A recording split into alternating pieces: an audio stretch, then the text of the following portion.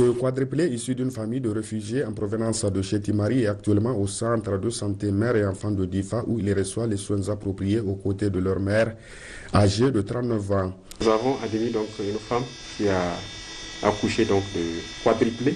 Qui dit quadruplé veut dire donc 4 enfants. Donc ils sont aujourd'hui à J13 d'hospitalisation. En tout cas depuis leur admission, nous nous sommes attelés en tout cas à les prendre en charge. Nous avons reçu ces quadruplés accouchés à l'aide d'une matrone au village. Et elles viennent d'un village de Chétimari. Donc après l'accouchement, la matrone a jugé utile, elle a eu le réflexe de les référer au centre mère-enfant de Difa. Nous les avons reçus, ça fait 13 jours aujourd'hui. On les a reçus dans un état de santé très bon. Elles ont bénéficié, parce qu'il y a aussi des garçons, ils ont bénéficié d'une bonne prise en charge. Et actuellement, ces quadruplés n'ont aucun problème de santé. Le plus petit pèse 1500 grammes. Donc c'est le poids idéal pour faire sortir les petits poids de naissance pour le reste du suivi à la maison. Donc on va les sortir, mais on va les voir chaque semaine, pendant 2 semaines, et après on va les voir chaque mois jusqu'à leur premier anniversaire.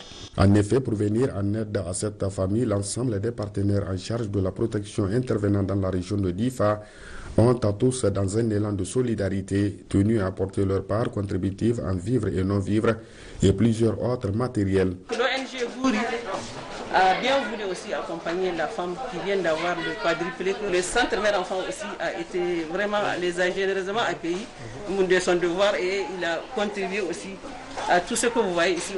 Des kits pour la maman, des kits bébés, en tout cas des habits pour les bébés, tout ce que vous voyez en termes d'alimentation, riz, etc.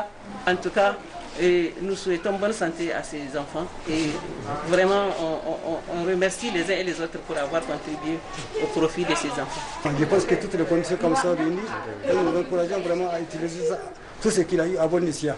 Monsieur, madame la directrice, vraiment je vous remercie. Je vous remercie encore une fois au nom du gouvernement empêché. Très ému de cet élan de solidarité, la famille, par la voix de sa représentante, a une fois de plus magnifié toute sa profonde gratitude et reconnaissance totale à l'endroit de tous ces généreux donateurs. Le rapport bilan 2017-2021 du plan de développement économique et social PDS a été au centre d'une réunion de validation par le Comité national de coordination qui s'est tenue ce mardi au ministère du Plan. Cette rencontre qui s'est déroulée par visioconférence a regroupé les partenaires techniques et financiers autour de la ministre du Plan, Mme Kana Aïchatou Boulama, Gérard Blaziz et Hassan Moussa. Le rapport bilan, objet de la présente réunion de validation du Comité national de coordination, établit l'état d'exécution du plan de développement économique et social PDES 2017-2021. Il couvre essentiellement la période 2017-2020 et fait suite au précédent rapport 2017, 2018, 2019 et 2020 de mise en œuvre.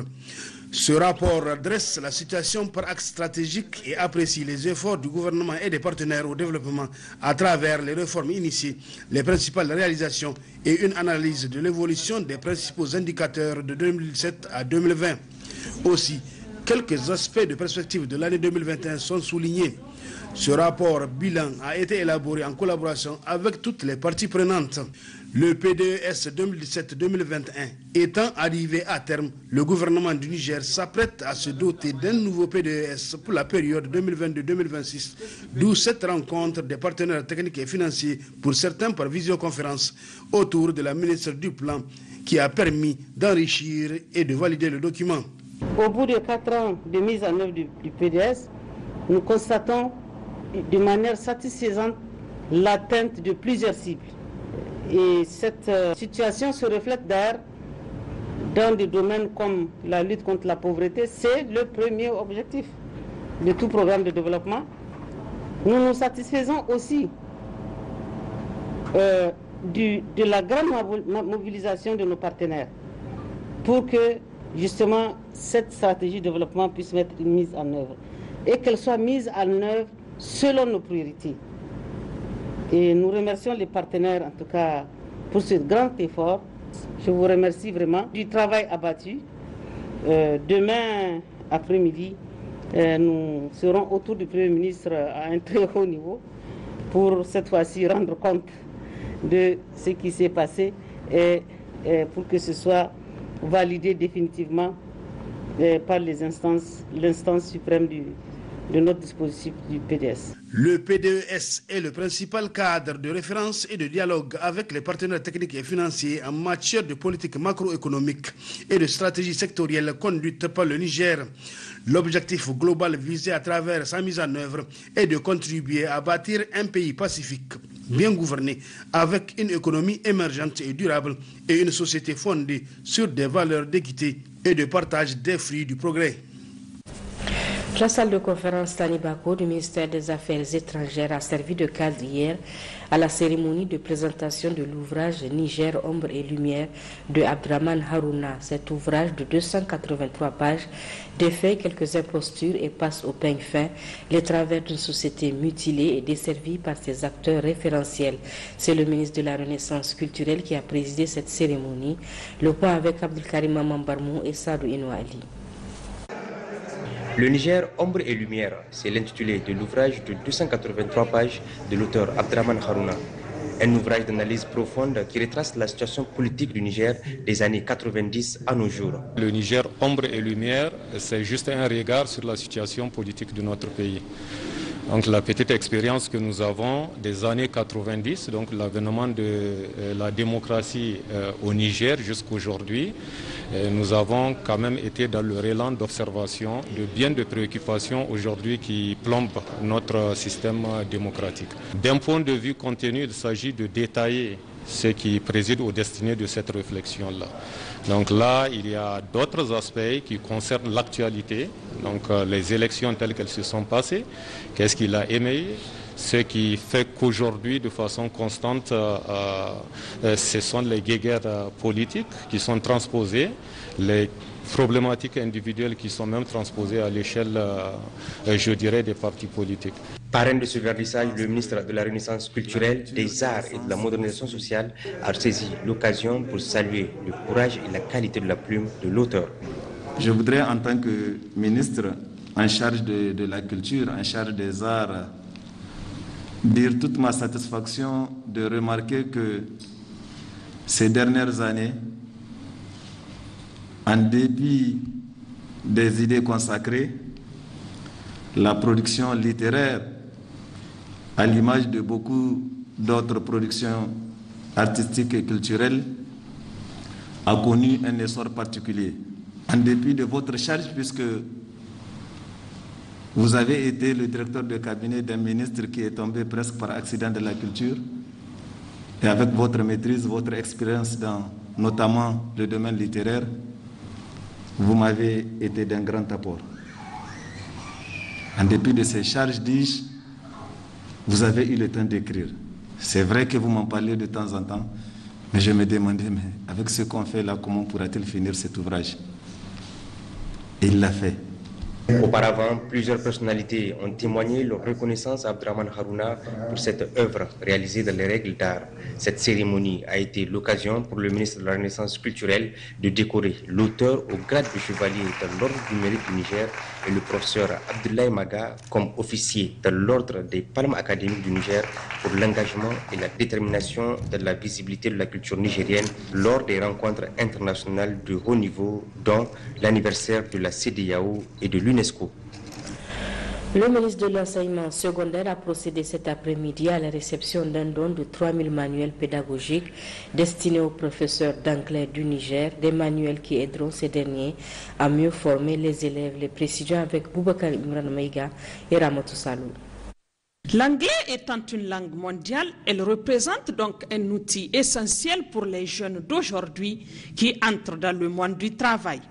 C'est pourquoi le programme English Connect a été lancé en 2019 par l'ambassade de la Grande-Bretagne au Niger dans le but d'améliorer la qualité de l'enseignement dans les écoles.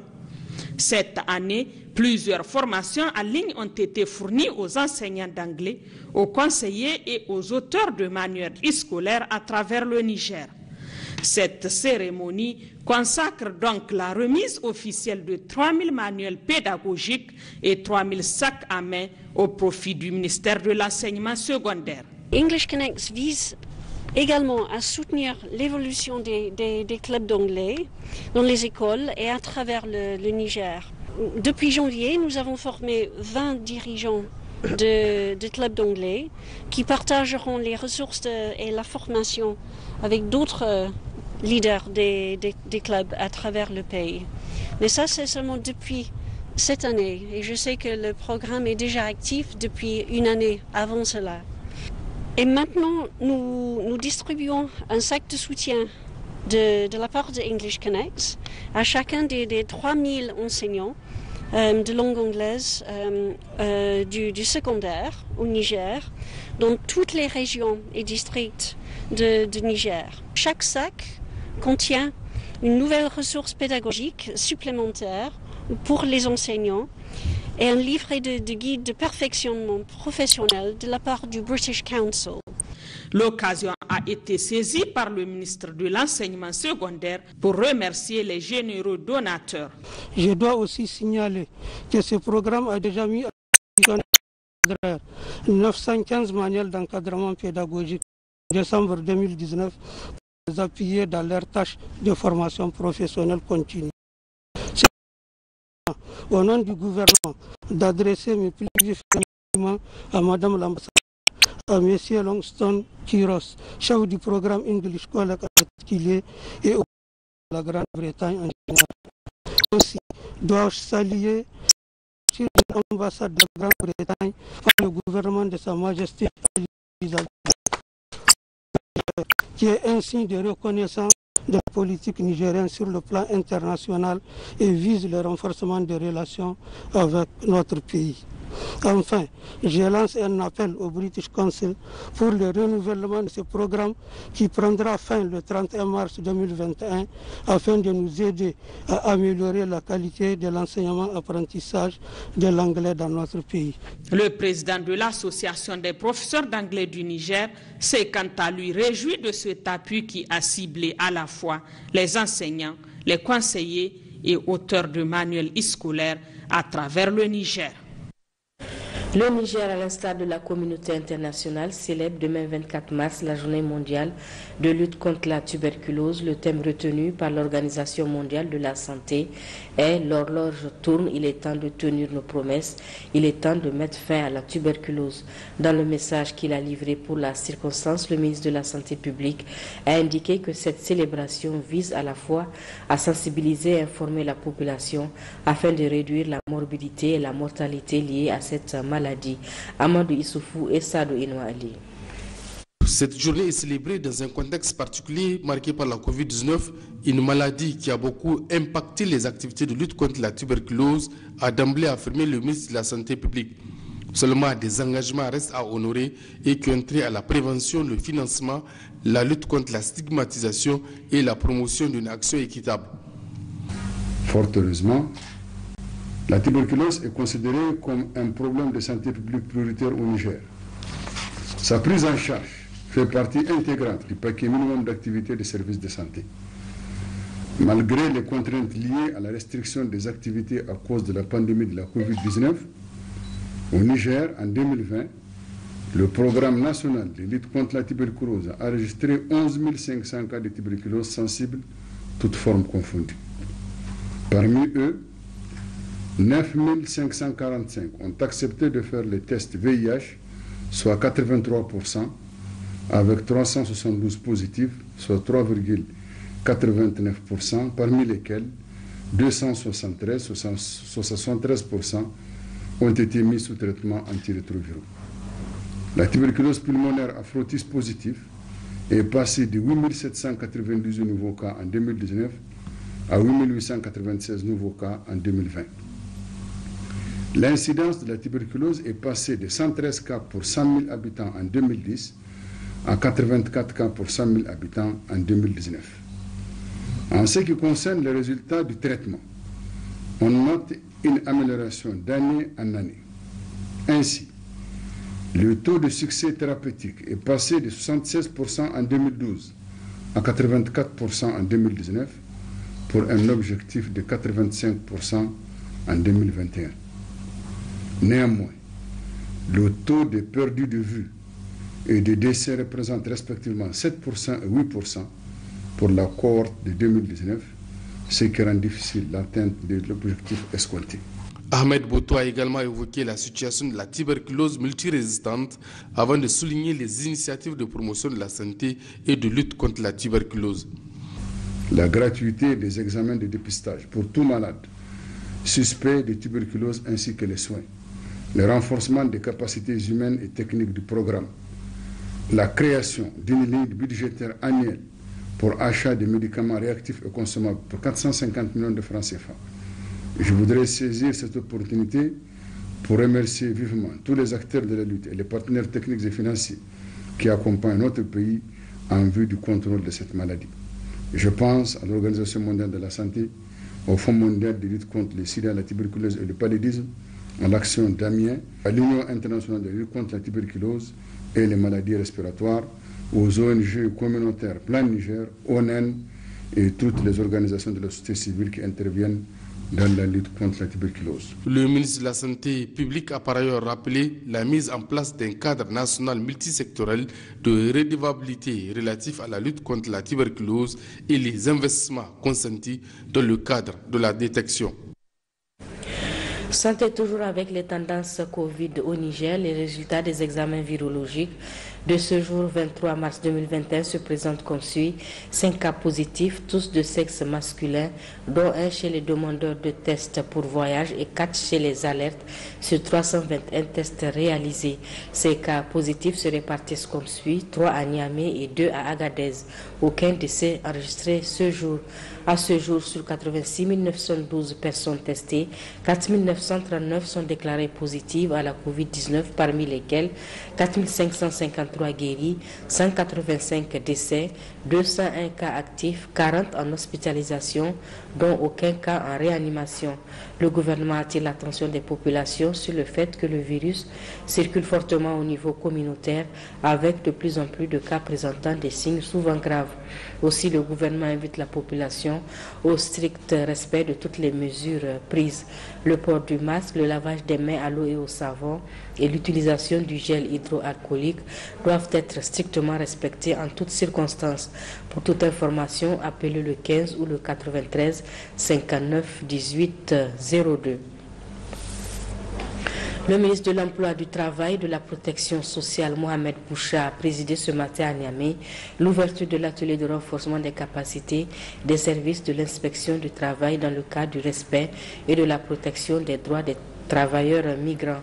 Un cadre d'échange et de réflexion pour mieux élaborer la mise en application de la législation en matière de protection des migrants. Hassimi Abdoulaye et Sadou Inouali.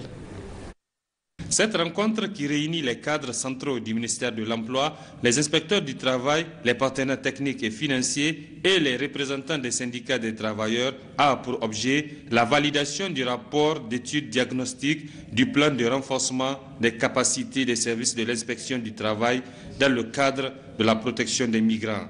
Le Niger, ayant souscrit à plusieurs conventions internationales relatives aux questions de la migration, il convient alors de développer plusieurs stratégies pour le respect des engagements. Durant ces 2 jours, aujourd'hui et demain, le ministère de l'Emploi, du Travail et de la Protection sociale, avec le ministère de l'Intérieur, le DG vient d'arriver, et les consultants du cabinet, auront à vous exposer les cadres politiques et stratégiques, ainsi que les résultats de l'étude réalisée, auxquels ils sont parvenus lors des entretiens qu'une partie des participants ici parmi vous, vous leur avez individuellement accordé. Cet atelier étant le premier, aura comme résultat un plan d'action qui va sûrement donner suite à des actions futures pour le renforcement des capacités et des conditions de travail des services de l'administration du travail. Plaque tournante de la migration et pays de transit pour les migrants, le Niger est confronté à plusieurs défis. Il est alors primordial de mieux outiller les acteurs concernés afin de répondre efficacement à ces défis liés à la protection des droits des migrants. Il est attendu des inspecteurs du travail une plus grande implication dans leur mission de contrôle de l'application de la législation en matière de protection des droits humains en général et des droits des travailleurs en particulier. La mise en œuvre de l'agenda de travail décent et la nouvelle politique nationale d'immigration exigent d'eux une bonne appropriation des instruments juridiques internationaux pertinents en ce domaine afin notamment de combattre l'injustice, les inégalités au travail et la pauvreté. Des conclusions pertinentes sont attendues à la fin de ces 2 jours de travaux, conclusions qui seront minutieusement étudiées pour la mise en application des politiques publiques en matière de protection des travailleurs migrants.